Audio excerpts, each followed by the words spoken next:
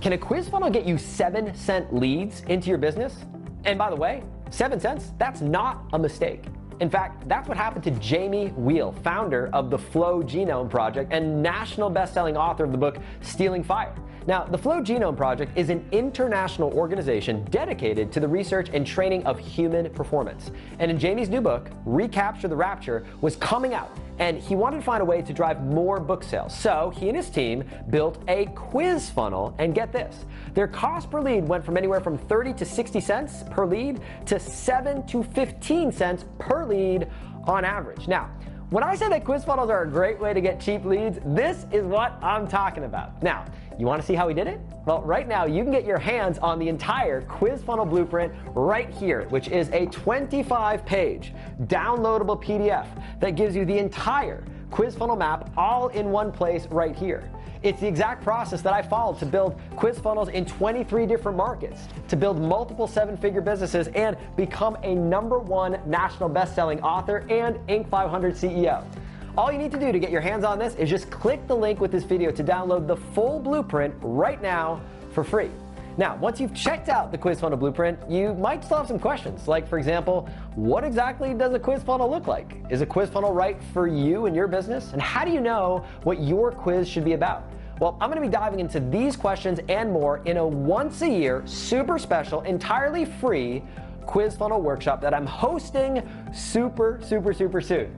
Now, if you want to find out more about how to implement a quiz funnel in your business, all you need to do is just click the link with this video to get instant access to this entire quiz funnel blueprint. And I'll also put you on the notification list for once we go live with the free quiz funnel workshop training. All right, I'm going to leave you with that for now. Go ahead and do this now, and I look forward to seeing you on the inside.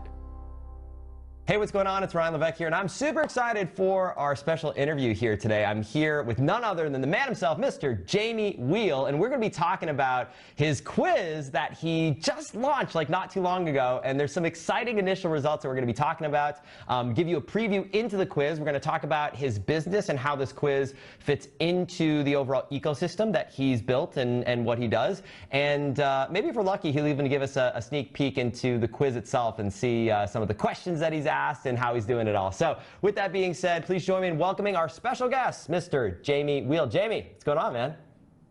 Oh, good times. It's spring and just got back from skiing in the Rockies, so fired up to get back to work. That's a beautiful time to be alive, my friend. I agree. So before we get into the quiz, let's set the stage a little bit. Let's talk a little bit about your business. Tell us a little bit about, who you serve, what do you sell. Tell us a little bit about your niche, your business, and kind of set the stage for us. Yeah, so I'm the founder of the Flow Genome Project, which is an organization dedicated to the research and training of ultimate human performance. So everything from flow states to peak states, adventure, wilderness training, acrobatics, body cognition, all those sorts of things. And I also write books. So I wrote a book called Stealing Fire and have just come out with the sequel, Recapture the Rapture, and that's what we've built our quiz around.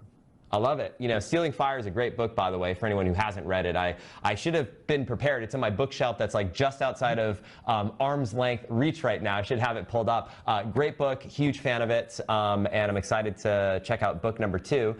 Tell us a little bit about your business. So you sell books. We get a little bit of a sense for how you help people in kind of the world that you're in. But what do you sell exactly? Are you selling coaching? Are you selling courses? Are you selling physical experiences? Tell us a little bit about your model. So I mean, fundamentally, and this is our DNA, we've always been mountain guides, instructors, and teachers, from building a Montessori school for our own children to working with YPO and Fortune 100 companies and training executives, and then doing it in the most dynamic learning environments possible. So wild backcountry, taking students up to Camp 3 on the north face of Mount Everest and having them, do meditation solos in medieval caves, to snow camping and living in igloos and doing black bear hibernation studies. So we love dynamic learning, right? And that's why the Ask method is such a beautiful fit, because we found ourselves accidentally, in the digital world, getting pulled into like infomarketer land. And almost all of it felt really kind of icky and sticky, and all the kind of pushing of lizard brain buttons of scarcity or vanity, all these things just didn't track for us. But your method and the way of going about saying, hey, it doesn't matter whether you buy from us. What matters is, are you smarter, wiser, more informed, having encountered us? Right. That felt like a perfect fit and kind of why we were so psyched to work with you guys. You know, it's tapping into that power of self-discovery that you and I, we both talk about so much about, and that's this opportunity to, I think what you do in just sort of different ways, you help people discover something about themselves, unlock something inside of themselves that just creates all sorts of opportunities, and really a quiz is kind of like a tactical microcosm of that. It's like ask a few questions to really understand someone and add some value, whether or not they decide to move forward and ideally become a client or become a reader, buy your book, whatever it is that we want them to do. But at the kind of worst case, walk away having learned something about themselves and having gotten some value from the experience. So yeah, we are very simpatico in that way. So let's talk about before quiz. So we're going to get to the quiz in just a minute, but let's talk a little bit about before quiz.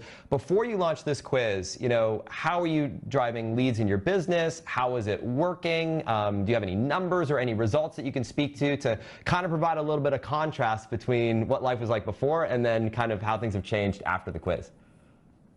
Yeah, well, you know, as I said, we're a learning organization, right? So for me, then we actually attempted to build our own quiz, and it's been our longest standing kind of lead magnet. It's the #1 way that people stumble across us, exchange an email for a profile, and kind of begin becoming a part of our community, receiving our newsletters and all that.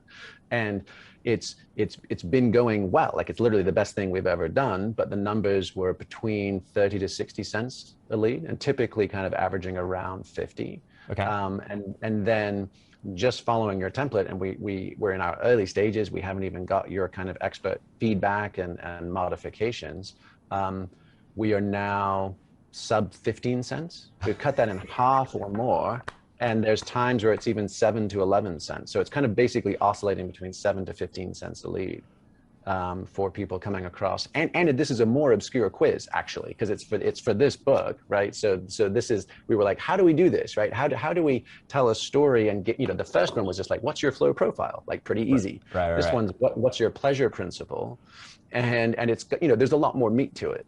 So the fact that we're seeing that kind of improvement, and we're only just getting started optimizing with you guys, is super exciting and encouraging, because then you just get to reach more people and you get to share your story, share the mission with a whole bunch more folks. So just to make sure I've got the numbers right, pre this quiz, your original quiz, the kind of one that you just, you know, did it yourself, tried to get it going, performing decent, 30 to 60 cents per lead.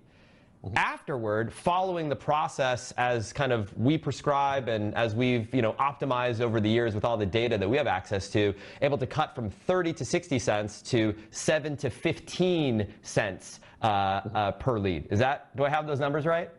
Yeah, I mean, if you want, I can even try sharing a screen. Yeah, let's take a look. And showing that. I know for some people, as you take a moment, you can pull it up, but I'll just say this as you're pulling that up. You know, for some people, you hear these numbers and it's like, it's almost unbelievable. It's like, you know, is this true? But this is one of the biggest benefits of a well-designed quiz that follows truly best practices, both on the tech side of things, but then also on the creative side of things, is you can get the cheapest cost per lead that you may have ever seen in your entire business history using this process, which is really, really exciting. So tell us what we're looking at here.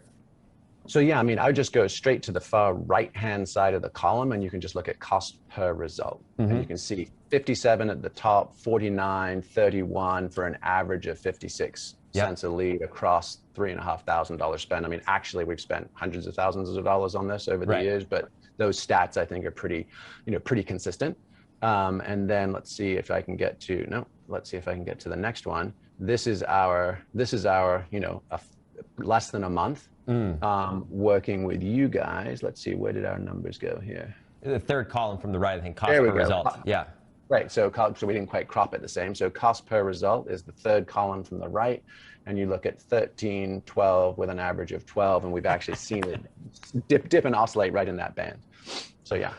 That is exciting, my friend. It always puts a smile on my face when I think about it. And by the way, you're not in a market that leads are inexpensive. I would imagine that your competitors are probably paying north of $1, maybe several dollars per lead using traditional, you know, lead and customer acquisition funnels. So your first funnel doing great relative to the competition in your niche or industry, but then this one is like probably 90% less than what all of your competitors are charging, which are paying for leads, which is incredible. So very, very, very cool. So the $1 million question is, all right, what do we do in this quiz that's like making it hum? Are you cool if we maybe take a look at the quiz and talk through it a little bit? Yeah, absolutely. And I think I sent you the link, so feel free to pull it up and you can take a whack at it yourself. Let's do this. So let's pull up the screen here. So we've got the quiz right here. This is a version of the quiz. This is a good, I'll zoom it out a little bit so we can get a little bit more of a view on it. So concept, as you discussed, what's your pleasure principle? Take the 7-question quiz to find out how you relate to all things pleasurable. Start the quiz. We've got some great social proof with all the places that you and your work's been featured in, which is always a great best practice. We've got a nice, I love the design on this, by the way. I think it's really, it really conveys a lot of value in the fact that this is really thought through. Ecstatic personality types, the hedonist, purist, and conformist, which is cool. And maybe talk a little bit about how that ties into the content of your book. Is this something that you talk about in your book, Jamie? How does it fit into kind of the content that you cover in the book itself? Yeah, well, I mean, look, with the title of the book, Recapture the Rapture, the whole premise is how can we harness peak states to allow ourselves deep healing and connection to others. So the pleasure principle, that's just alliteration. Like that's the sort of most removed, but we wanted something short, pithy, catchy, and we were following your advice not to use any unique or specific jargon or terminology. So right. that was absolutely from your guys' recommendation. But the moment people come past that, we wanted to start educating them about what we really mean, so that this isn't just kind of a sugar high, something to do like Farmville, right? Right. And so that's where we start introducing the concept, from optimal psychology of the hedonic treadmill, the idea that most people have conflicted or ambiguous relationships to pleasurable activities, and we definitely have socially defined sort of lenses or filters. So we wanted to, again, following your advice, sort of immediately start informing, establishing credibility, and start priming folks to understand the point as to the why of where this quiz would take you. Love it. In a learning journey. And just setting the stage for this quiz, the intent of the quiz is people take this quiz and then post-quiz, the thing that we're driving people to after the quiz, is it your book? Is it content? Talk to us a little bit about that before we go through some of the questions here. Yeah, I mean, I think ultimately, and this is one of those tricky things that's like, back in the day when everybody was taking pickup artist courses, and the question is like, how quickly do you rush to kind of make the close, right? Well, for us, we, the intention of our organization, again, is a learning organization. We're not a sales organization. And the intention of the book is empowering people to make really good decisions for themselves and their communities. So for us, it's that sense of, yes, we'd love to expose you to this content, but it needs to stay congruent. It can't be kind of a shiny object and then a pressure close. It needed to be a learning journey that folks want to keep going on. So absolutely, our kind of KPI is going to be translating to book sales and then potentially to opt-ins for additional toolkits or additional digital trainings that then also fund some of the research we're doing with Johns Hopkins. So kind of a pro-social way to kind of fund the growth of the ad spend and the campaign so it can keep going and doesn't require fresh capitalization, but it can also be kind of mission aligned with the story in the book. Great. Awesome. Well, let's take a look at some of the questions, and as we go through it, we'll take a look at the questions, and then we'll take a look at the stats, so kind of the benchmarks that we like to aim for sort of at each point in the quiz funnel. I think that'll be really instructive, and then as I see opportunities, I'll just kind of go through them and talk through maybe some of the things that represent low-hanging fruit. So one of the things I like to do, just as a best practice, and this can sometimes give a nice little 5 to 10% boost on your landing page, is to make the thing that we're talking about, so in this case here, pleasure principle, pop a little bit more. And one of the easiest ways to do that is just to put it in quotes. So when you put the phrase in quotes like this, it does two things. Number one, it just visually stands out a little bit more. That's number one. And number two, it conveys that it's a thing. It's a coined phrase. It's something that you thought about, and it sort of implies that there's a bit more weight to it than without in quotes. So it's an easy thing to do, simple test to run, but that may be kind of a quick hitter that you might want to consider for the landing page itself. All right, let's take a look at this. Before landing on this quiz, had you heard of the concept of the hedonic treadmill before? yes or no. It's a great question. The one thing that I'm always cautious around is yes, no questions in a quiz like this. And the reason for this is, from a positive psychology standpoint, we don't want to insert in people's minds this idea of saying no. We want them to be saying yes. We want them to move forward to our next step post-quiz. So if we're not getting our post-quiz kind of results that we want to be getting, sometimes it can be due to the fact that we've almost implanted this negative suggestion in people's minds where, when we put an offer in front of them, whether it's to buy a book or sign up for a webinar or take the next step, we've implanted this, hidden suggestion of say no when that comes up. So an easy fix is just say before landing on this quiz, had you heard about the concept? Yes, I've heard of it. I hadn't heard of it before. So it's not as strong of a no, and it gets the same result that we have now. Nice. Okay, great. Love what you're doing with the progress bar. It's a nice little thing there. So not starting it at 0. Again, think about all the steps someone's taken to get to this point. They've scrolled through Facebook. They've read your Facebook ad or watched your Facebook video. They've clicked on that Facebook ad. They've read your landing page. They've decided to click on the landing page. They've taken a number of steps to get to this point. So it's fair. It's in integrity, in my view, to walk people through how far in the process they've been. And we want to be as aggressive as we think is reasonable. So, we don't want to say you're 90% of the way there, but it's fair to say that you're more than 0% in terms of progress. So I like what you've done there. When it comes to altering your state of mind, what do you value most? Seek the full range of experience. I follow the advice of experts. I protect the sanctity of my mind and body. Good. No major issues there. I like what you've done. These are all nice and short, concise phrases. They're not too long, which is good. Which of these could be your catchphrase when it comes to altered states? If it feels good, do it. Only if it's what the doctor ordered. My body is my temple.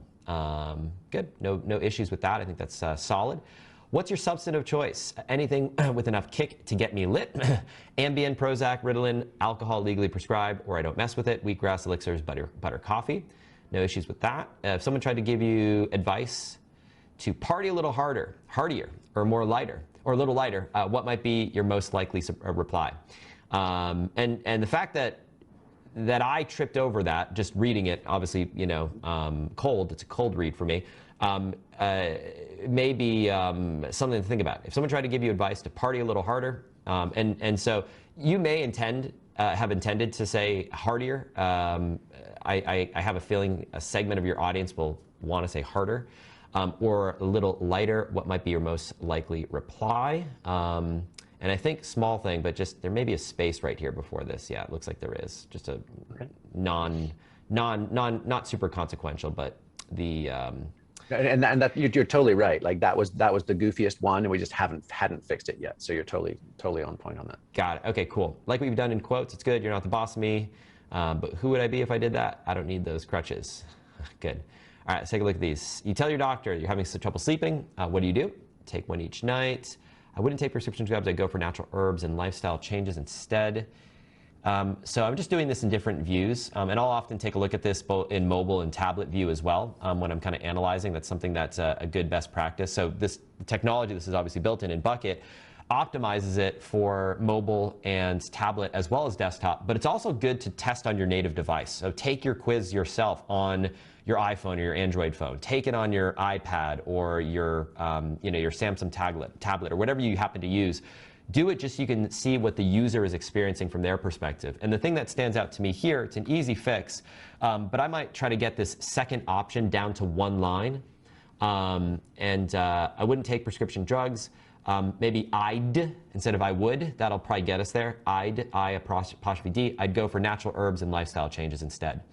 Try to get it to one line. It just it'll help add a little bit of symmetry to this. Once I get into something good, I'm going to keep going until I finish it off. Girl Scout cookies, Ben & Jerry's, etc.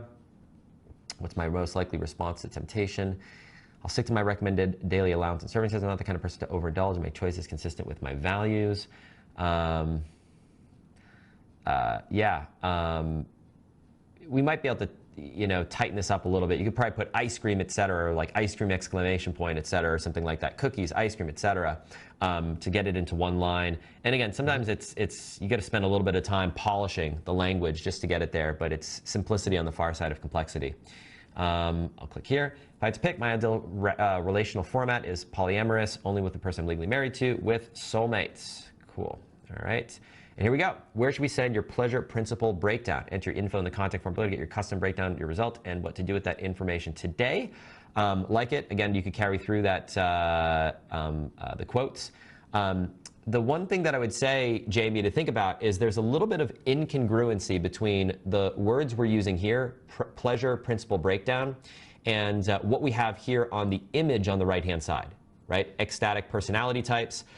We have breakdown of the 3 pleasure principles, but it's very small font, and I don't know that most people would see that. So something to consider, right? So is there a pre-head that we could put in here? Pleasure principle breakdown, your ecstatic personality type, and then so we see that phrase. There isn't that inconsistency in people's minds between, wait a second, I signed up for the pleasure principle, but this graphic is a little bit different.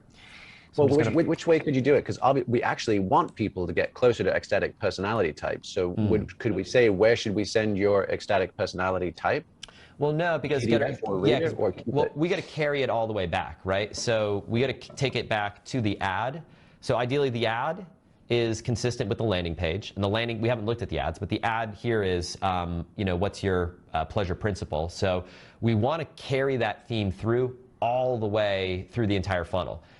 Typically, things will break down if we make a hard pivot along the way and don't seamlessly move people from the initial idea to the next idea. If there's just a hard pivot without a transition, that's when people start to break down in the funnel and they say, wait a second, this is not what I signed up for, I'm going to bail. So a way to do the handoff might be to put pleasure principle breakdown at the top. So it's, your pleasure principle breakdown. I can imagine it sort of as a pre-head, and then it's, the ecstatic personality type. In large font, the font that we have right now is fine, but I think the issue is that pleasure principles is so small, it's getting lost. Mm-hmm. Great. All right, and then we can, on the outcome page, we can do the heavier lifting of, getting people to that ecstatic personality type concept. All right, so I'm going to just put a test email address. I'm going to click continue. Okay, great. Congratulations. You discovered your pleasure principle, conformist, but the label's only so satisfying. And then we've got an outcome page here, which explains what it is. We have the book. We have a pre-order the copy on Amazon. Now, what I'm going to say here, and we'll talk about this offline when you and I do a little bit of a deeper dive into your quiz. The single biggest thing that's going to move the needle here is to switch from a text-based page to a video page, where you have an actual video that reveals the person's results and then transitions into the call to action that we want them to take, which in this case here is to pre-order the book on Amazon. That is going to be the single biggest needle mover, and we can talk about kind of the format and structure of that video and what we want to include there. But that is big picture. Probably the tiny hinge that's going to swing the biggest door is making that transition. So we'll talk about that offline. But in the meantime, this is great. We got people their results. And our call to action here is to get folks to grab a copy of the book, which is awesome. Let's take a look at the stats, right? So this is inside the Bucket account. So this quiz, of course, built in Bucket. I'm going to hit back and go to the page. This quiz obviously built in Bucket. And let's take a look at the stats, right? So we look at the stats globally, sort of high level. We've had 3,000 people opt into this thing, which is awesome. We have an 83% completion rate, which is great, by the way.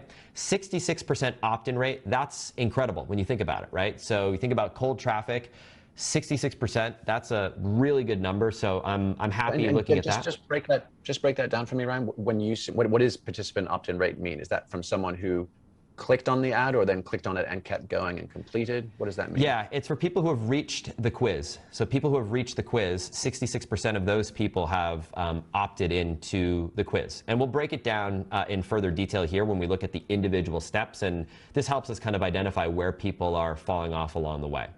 Landing page is good. So 72.5% of people who get to this landing page see the first question. That's good. That means that 72% of people will click on this button right here to initiate the quiz. That's a good number. Anything north of 50% on that number is good. Anything south of 50% means that we've got to do a little bit of surgery on that step. So the way I look at these things when we're doing a sort of diagnosis like we're doing right now is start top of funnel.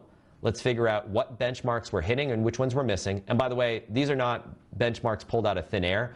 Again, and you and I have talked about this, but for the benefit of folks listening to this right now, we have access to over 300 million data points from quizzes in virtually every market, every geography, every language that you can think of around the world. So we know globally what you should expect a quiz to convert at based on all the data that we have access to. So these aren't, just pulled out of thin air numbers. These are, you're doing better than 80 to 90% of quizzes when you're hitting certain thresholds. So we kind of know all those numbers. So 72.5%, you're solid there. I would not touch the landing page except for maybe that one little thing that we talked about, pleasure principle in Could we change color? Could we quote and put it in kind of one of our brand palette colors, like the kind of gold? Yeah, you certainly could. I think I would test one element at a time on this. So I might test just the quotes to see if it gives you that nice 5 to 10% bump, because that's a good number, right? If we get this up from 72% to somewhere between, say, call it 75 to 80%, that would be great.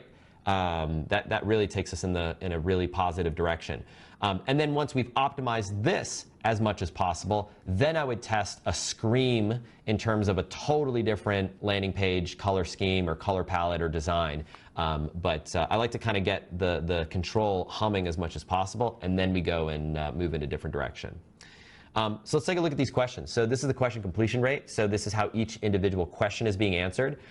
The minimum threshold I'm looking for on these is typically 95%, 95, 97% is kind of the benchmark. Anything less than that, it tells us that we've got potentially issues with those questions. So we look at this, and as we get deep into the quiz, question 5 and beyond, wouldn't touch it at all, right? So 98, 98, 98, 99, excellent, don't even mess with it. The two that have the lowest conversion rate, this first one here, which is interesting. Had you heard of the concept of the hedonic treadmill before? 95% of people say no. That's a very interesting data point. And it may be consistent with what you already know, but from my standpoint, what that tells me as a marketer is that I need to do a fair amount of education around what is the hedonic treadmill. What does that mean? And that's a perfect thing to be talking about in your outcome page video, so post-quiz, the video. Before we get into your results, let's talk a little bit about what is the hedonic treadmill? What does that mean exactly? And why is it important for you? So let me explain. So you can get into that type of copy to really educate people, knowing that it's not a waste of time. 95% of your audience could benefit from education around that concept. Let's take this one right here. What's your substance of choice? Anything with enough kick, Ambien, wheatgrass. We're losing 5% of folks here. I'm wondering if there's a fourth option that we may want to consider. Something about, not taking any substances. I'm wondering if that's where we're losing people. If some people are saying, you know what, honestly, I don't do caffeine, I don't do alcohol. I'm not into, I don't drink coffee, so none of these really apply to me. Like if for someone like myself, I don't drink caffeine. I do a little bit of alcohol, but for almost 10 years of my life, I really abstained from alcohol. And if I were to take this quiz, I might get to this question, or someone like me, and say, honestly, this doesn't sound like it's right for me.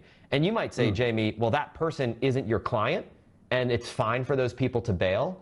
But we may want to have a safety valve option, which is something along the lines of, honestly, none of the above.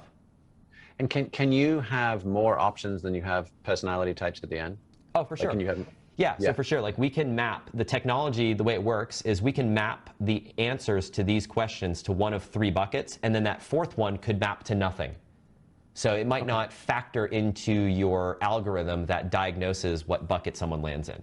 So yeah, absolutely, we can do that. And then we've got this. Another thing I also wonder if elixirs is just too specialized a term, right? Could you just do like green juices, something else that's more understandable to people? Yeah, totally could be. Totally could be. But the coffee one is the thing that puts questions in my mind. just for the folks who, abstain from caffeine. Because I get what we're doing here. Like I get the kind of the 3 buckets, but there may be, it could be, that's just pure speculation and a hypothesis. I don't know that for a fact, but the fact that we've got 97.5% of people answering this question, and then we lose, 5% of our audience here, that might be one that I spend a little time, polishing a bit. I gave some feedback when I was going through the quiz before looking at these numbers. If that feedback relates to any of these questions with kind of north of 98% completion rate, just ignore it. I said some things about changing the phrasing and simplifying the answers. If it's for one of these questions down here, just ignore it. Don't mess with it. All right, let's take a look at the conversion stats. So this is based on your buckets. So this is really interesting, right? So we know how the market is breaking down. And for everyone watching this right now, I want you to think about how useful it would be to know how your market breaks down so that you can customize how you market and how you communicate with people based on their bucket, based on their type.